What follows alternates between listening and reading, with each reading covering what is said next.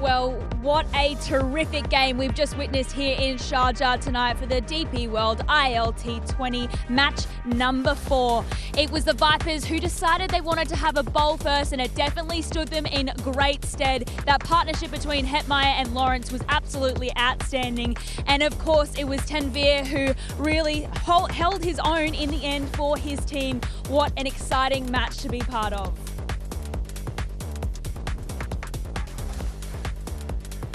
Hello everyone, welcome to our post-match show. What a game that we've just witnessed. I cannot wait to unpack it all with this panel that I've got beside me. Mike Hazeman, Andy Flower and Neil McKenzie, who's the batting coach of the Vipers. Now boys, we have to talk about this game. It was just, honestly, everyone was on the edge of their seats right up until the end. You must be one happy batting coach. Well, I think when the result goes your way, you're always really happy. Obviously, there's a lot of things to work on, but really good game and very happy for Kuzi, who sort of had a good T10 and has moved into the competition. He was our new addition last year and he's fitted in really well and wins us another game at the back end. So the commentators, they're having a little rivalry every single match. They sort of predict who's going to win. Wilco was the only one that backed you guys in and thought that you'd have a win today. So he was a very happy man in the commentary box as well, wasn't he? He sure was. He was quite smug at half-time, I thought. And then as the game progressed and the Vipers lost 3 wickets in power play, he quietened down a little. And then he's just perked up right at the end. He really did he, Mike? He was really in the corner, just like a little happy leprechaun, I want to call it. I was quite happy when he was saying nothing, actually. I thought he was quite depressed in the corner and saying nothing. But then, yeah, he did get quite excited towards the end. And I fear we haven't heard the end of it either. I think he's probably going to pop in here any minute and just sort of gloat again any side. But it was terrific. It's nice to have that little rivalry in the commentary box. The whole car ride home, I don't think we're going to hear the end of it, that's for sure. Now, batting. Obviously, you're the coach for the Vipers. You had a really successful first game as well, so having 2 wins on the trot as well. What was your sort of, input to the boys going into today's match? Because we know that, the Knight Riders, they've got a really great batting lineup as well. Well, I think that's the thing is sort of you look at their batting lineup, and if we were to sort of set a target, it was almost don't play how they're going to bat. You look at the 3 in the middle there and the power that they possess. You almost feel you need 220, 230. So if we were going to set, it was just about to play in our game, play what's in front of you. And I think the big sort of talking point in the ILT20 here is the 3 different venues. They play slightly different. It's a new wicket here. So just adapting to conditions. There's not too much coaching that goes on in terms of you've got some world-class players there. It's more the sort of peripheral guys coming in. But we've got a really good squad. I think everyone sort of tries and really nails down their role. And I think we've got some excitement. If someone comes off, we're going to be in good stead.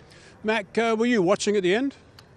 No, I'm an easy watcher, Mike. These days, no. Coaching is. No, I think playing's a little bit different, coaching's. I'm okay. Okay, good. But one thing I need to ask, what about some of these guys that have come through now, like Kazama today? He was just terrific with the bat. He had to bowl some really tough overs as well, and I thought he did a pretty good job with that also. But the way he came to the fore, when Hetmeyer got out, I think everyone got a little bit concerned at that stage for the Vipers, and someone had to do the business and do it quickly at the end, and he was just outstanding. Yeah, he's been really good for us. As I said, he was our recruit last year. We pulled him in and impressed with the ball, but with the bat in the nets and training, you almost see he's got a natural bat swing. And he definitely got us over the line. I think he got 25, 26 off nothing last year to get us over the line in one of the games. So there was always a sort of confidence in him, but we probably thought it was a little bit stretched for him. But he hit some great shots and got us through. That 6. How was that 6?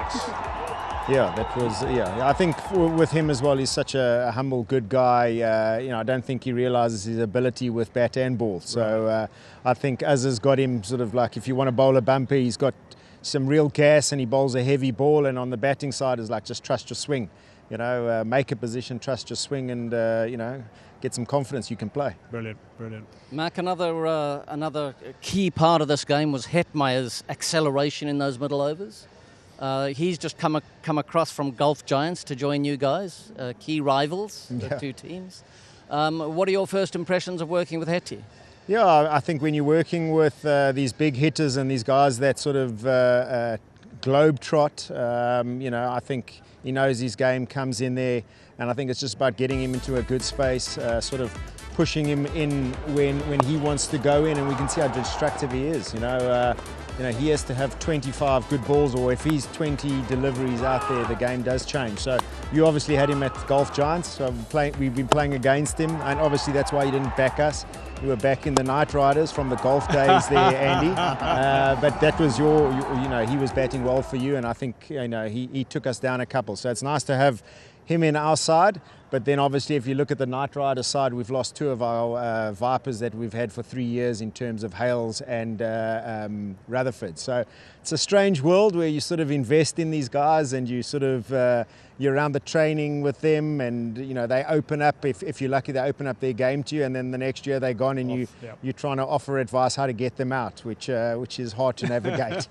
Hetmyer, when he got out, I mean, he was livid in the middle when he was walking off. He got a caption, a shot of him actually, just sort of getting really tense in the middle as he was walking off. Did you speak to him when he got out? What was his reaction? How was he in that change room when he's? No, I'm still learning how to deal with the new recruits, but I mean, he's seen it and done it all before, and it was nice to see him trying to put his fellow West Indies men under pressure. Yep. Really went hard at Russell and hits Narayan for a couple of good boundaries. So and they were at a very important time, those boundaries too. Those two sixes, two beautiful sixes.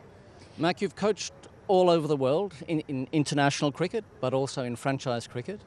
When you're doing your batting coaching, how do you sort of allocate importance or time or energy to subjects like power hitting versus decision making versus technique versus the tactical game? Yeah, I think it's pretty tough in terms of, I think it's just reading it, as you know. You're reading with your world-class players, you're staying away from technique, more about tactic, and generally asking where they're going to take someone down, what are they looking to do, almost to try and feed off the rest of the squad.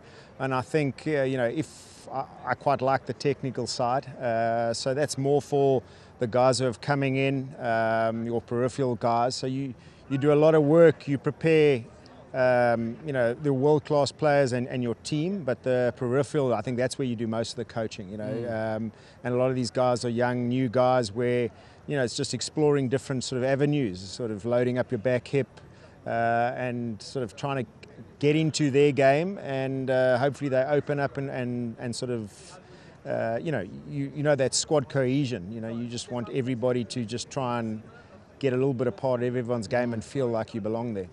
You talked about, sorry, keep going. And when you're setting up your batting order, ideally, obviously you and the head coach and the other coaches and the captain, what sort of combinations are you looking at left, right? How important is that? I think you get these 360 players that play sort of like a Glenn Maxwell, for instance. So like the left-right doesn't really sort of apply when it's in there, but for me personally, I love that left-hander in the middle. If you look at around the world, generally your best spinners are your leg spinners. So they provide a different angle for those left-handers. So I think up front it's not that important for me, but I definitely like that left-hander in the middle. And then your different skill set. I think the Night Riders, they loaded up with 3 proper power hitters in the middle, but they've got Hales who's a proper batter up front. So they line up pretty well. So I think generally these tournaments here, you given a squad and you try and sort of puzzle piece what fits best in, and everyone's talking about matchups, so you try and provide that matchup. But yeah. Can I come in just before you do, Hazy? No. On the matchups, you guys made an important change today. You brought Case Ahmed into your 11. Why was that? And he played a superb hand today, didn't he? Well, we thought just sort of the nature of this wicket, the nature of this ground, the spinners do sort of do well here. And we just thought if you looked at their batting lineup with their 3 hitters in the middle, they're probably their worst stats is against the leg spin and against wrist spin. So we thought we'd take the chance there, and we've got, when you set up your stall, we've got a lot of tools to use, and that was one of our tools, and mainly just for those 3 in the middle.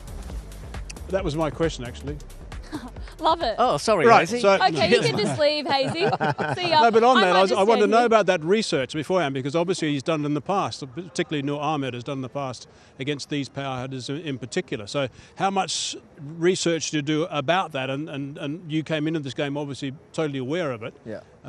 But how worried were you after seeing what happened a couple of days ago when they just slaughtered the bowlers all over the place? Well, listen, their quality side, I think you see them line up and you see what's in front. You're only talking about the front three, you're not talking about all the guys. You've got Salt, Pepper played the other day, you've got Hale, so they've got an unbelievable lineup. And then, with the ball, some world-class players there as well. They got the new, I think it's AJ, the new. AJ Kumar is he looks terrific. really Yeah, exciting terrific. there, like those late swing and back of the hand bowling. Yep. So I think, every side you go to, you want to get the edge, and the analysts are great. We've got Freddie Wild at the moment there, so the information that you get is at your fingertips, and you can ask them anything. It's like, okay, get me strike rate, wide of the crease, from you bowling wide of the crease to him delivering wide of the crease. So those are why you employ the computer guys, and to just give you that information, and then it's about using that information. You can have all the information you want, you still need the skills, and Case, he's got the skills. And how much more of that is there now that you've got access to than when you were playing, for example? I mean, is it like 200% better, well over 100% better? I think I was Is there playing. such a thing as more than 100%? I think I was playing Space Invaders. That was the only computer in our change room. No, it's definitely changed. I mean, the whole sort of world has just sort of moved into that tech space. I know, working with Andy at RCB, there's a lot of research and understanding and method behind all the tactics. I'm just the batting side of things. These head coaches, they do a lot of research and get their analysts to do a lot of research. Well, happy days. You've got the weekend off now to just kick back, relax, enjoy beautiful Dubai City that we're relaxing and also playing the great game of cricket in. But you're playing Golf Giants on Monday. They've just had a pretty good win, but you've come off too as well. Yeah, I mean, all these competitions with all these sides there, you can't take your foot off the gas, and anyone can beat anybody at any stage. So we'll go again and hopefully play some good cricket and get another win. Do you sit back with some of the players when you have 2 days off like you're about to go into and really work on some one-on-one strategy, or how do you sort of deal with different dynamics? I mean, there's obviously players in the side that play all the time, all around the world, and that are known as stars, but then there's also some, players that don't get the opportunity to play as much as what some of the world-class players are playing. So how do you sort of navigate that? Well, the big thing is to try and get on a golf cart and sort of just get them Love the honesty. Get on one-on-one. You should be coaching with the England Test side, mate. So I think there is some golf booked tomorrow, but I think, before every game, because they're quick turnarounds and we've got a couple of back-to-back games, we do the review, basically what we could have done better, sort of celebrate any successes that we've had, and then sort of it's the next team and looking for those opportunities. And I think that's the biggest thing in this game is where's the opportunities, where can we sort of get an edge or a 2%er on these teams and give our world-class players a slight edge on the day. Oh, well, golf is your answer to coaching. I love that style, and I'm sure all the boys do as well. Thank you so much for joining us. We're going to take a short break, but we'll be back very soon for more analysis.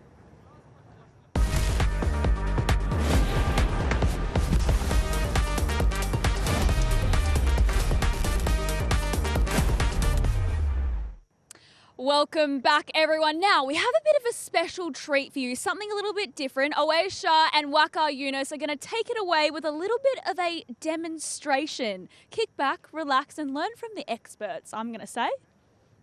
Look, Grace, I think I'm going to test Awais here because, we saw Ajay Kumar, the way he was bowling, especially with the new ball dipping in, the odd one sort of leaving him, and then those slow deliveries, all these sort of things. How would you deal with it? Let's see if I am just a left-arm seamer coming from that angle, and ball coming in. T20 cricket, remember. So T20 cricket, how are you going to deal with it? How would I deal with it? Look, typically, you know, with a brand new ball, with the swinging in, you would generally make sure that you're looking to score down the ground. You're not looking to look too much to the offside, because the ball is going to end up around this area. So you're looking to go straight, or if it does come into your legs, you can just sort of use the swing and try and hit through the leg side. So when the ball is new, it's swinging in, I'm probably not looking to go through the offside. However, if I do fancy myself, I would use my feet. You may ask why? Because that means the bowler has to drag his length back a little bit shorter, which takes the swing out of it, and it may make it easier for me to pick up that ball over square leg. That would be my boundary option if the ball is swinging in. Like 2 games we have seen so far, and Ajay Kumar, we have seen how smart he is. He's not only swinging the ball back into you, he's also sort of using that angle to take the ball away with the seam up. You know how you deal with that if you're looking to use your feet? Well, you got to make sure you know where your off stump is, and you can't really think when the ball is swinging to try and score both sides of the wicket. You got to pick one side, and for me, I would definitely be looking to score leg side, because I'm a right-hander, the ball coming into me. The ball that goes across me, I would probably look to leave, or if I do get a bad one, I'll just punch the ball down the ground and just get what I can. Because he's bowled so well, you got to give the credit back to the bowler to say, okay, you're bowling well, but if you make a mistake, I'm ready to pounce on it. All right, you got 20-30 runs on the board for yourself, and of course, you're given a good start. Now he comes back in the middle overs, and he bowls that beautiful back of the hand slower ones also. So talk about that. Well, back of the hand slow ball, especially for Ajay, has been very, very successful. He has deceived many a batsman. If I do get in, I'll probably be looking to bat on about middle stump, because the ball's going to come across me. And if I can get that powerful position is head in front of my belly button. I've loaded up on my back foot and wrist is cocked. If I can wait that little bit longer and not commit to the ball, which is very easily said, but not easily done. Because as soon as the batsman goes into the shot there, they have committed and they have to go through with it. If you can pick the slow ball, you gotta wait, keep those wrists cocked and really wait till the end and then try and hit it. However, the batsmen haven't succeeded so far in this tournament, hence he's the leading bowler in the tournament at the moment. Let me tell you something, the way you batted, the way you explained it, and if you're still around, you're on 50, you've done well. I've done well, I've batted all right. Well, back to you, Grace. I'm taking a couple of notes. If I was actually a cricketer, that would be actually really great information. So much. That was a great little demonstration. Honestly, I hope everyone at home was like loving watching that, especially little kids. These guys are absolute legends and insane at their craft. Right, let's take a look at this competition winners, because we've got lots of them and very exciting stuff. Okay, so the ZTV questions from last night, just a reminder of these 2 questions. They were the golf giants in the first match, DP World ILT20 Season 3. Of course, the answer was James Vince. Now, question 2 was who led MI Emirates in the first match of Season 3? And the answer was Nicholas Pooran. So well done to our winners. And for anyone who took part in the quiz tonight, the results will be answered tomorrow. So best of luck and congratulations to our winners once again. All right, I'd love to invite the boys back in with me. Don't be scared. Bring the bat back over here. Now, we witnessed some incredible play from both the ball and the bat this evening, but I want to talk about Ajay Kumar. He was absolutely sensational with the ball. He's now the white belt champ of the tournament. He took it off Noor Ahmed, who obviously had received it in the first innings and then grabbed it off him again. Yeah, he's a real talent. I always thought that he's not as tall. I thought he was like 5'9", 5'10", but actually he's taller than what I thought. He's about 6'1", and he deceives with the swing, not with the pace, but he deceives you with the swing, and of course with the variations he got. And I'm sure this is the first gig for him, first go this time around. And in the coming times, even this season or maybe going the next season, I think he'll be a serious force, because with that swing and variations, he's a wicket taker and every team will love to have him up at the top. Absolutely. Ace, who impressed you the most tonight? There was obviously, as I said before, sensational play with both the bat and the ball, but who was your star tonight? Well, it has to be Ajay. Just going on about Ajay, you know, of course, being a bowler, Waka has sort of mentioned about his variations, stuff like that, but as a batsman, I watch him bowl and I think, how am I going to score? Yes, I've done the demonstration a couple of minutes back, but because he's so good with the new ball, yes, the new ball assists him, but the real skill, I feel, is at the back end. His deceiving of the batsman with that slow ball is really setting him apart from a lot of bowlers. And that's where I think, if I was to face him, I don't think I'm able to pick up that slower ball. And that would cause me a lot of problems. And all of a sudden, when he bowls those key overs, if you can't pick it, you can't go through with it. So then you're only just trying to get singles. And of course, the bowlers are always winning if you're not trying to hit him for a boundary at the back end. Well, match 4 is a wrap, and tomorrow night it is match number 5. It's the Gulf Giants taking on the MI Emirates. It's going to be a sensational match again. The Gulf Giants, they obviously had a win the first game. Sorry, not the MI Emirates. It's the Dubai Capitals. They had a loss their first game, so they'll be looking to really improve their performance and get a win on the table. But the Giants, they had a spectacular win and very convincing. What are you expecting tomorrow, Ace, from both these sides? Well, Gulf Giants I thought was pretty good last night. Moeen Ali I thought was very cool and calm in the middle. Tried to hold the batting together. I thought he captained pretty well as well. And I'm expecting the same. He's a very calm individual, and I can see that calmness go right throughout the team. I think they've picked very well in the draft, and I think they could be a very, very good team this year. Could even go all the way.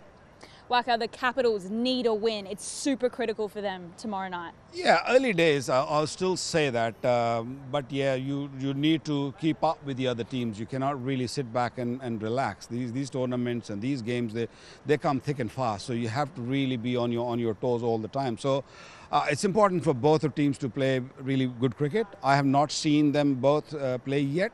I'm really looking forward to tomorrow. I'm doing the game tomorrow, so I'm really looking forward to see these two sides take each other on, and hopefully we'll have a great game. How much do you think these sides watch each play and each game that goes on? I think it's more the analyst who watches it because, you know, back-to-back games or maybe a day off in the middle, so you don't want to just sort of overload yourself with watching cricket all the time. These guys do need relaxation. They go out, play golf and or do other stuff. But yeah, they do keep a quiet eye on things, and probably the analysts do the bulk of the work, getting the information. Definitely, I think the conditions, though, play a big part because there's only 3 grounds that are being used in this tournament. So they would definitely keep in one eye, a rather soft eye, in how the ball is behaving, perhaps. And they will definitely ask the analyst, like Waka said, they'll ask the analyst, did it swing early, and what were the options that were used by the bowlers at the death, just to get an idea of what conditions are they going to be coming across in the game coming up. What a game that we've just witnessed. Vipers had the win. Match 5 is coming up tomorrow evening. Make sure you're there.